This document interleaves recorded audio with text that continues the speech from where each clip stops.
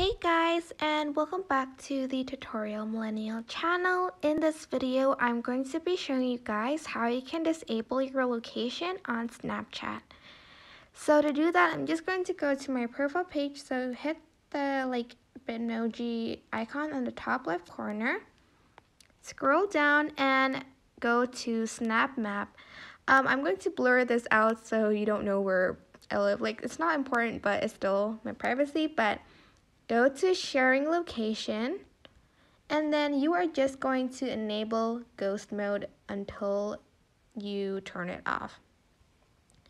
And that means you have disabled your location on Snapchat so nobody knows where you specifically are.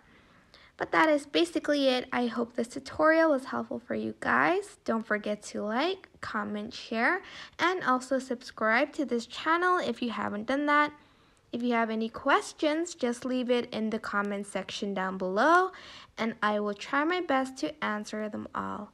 Thank you so much for watching. Bye!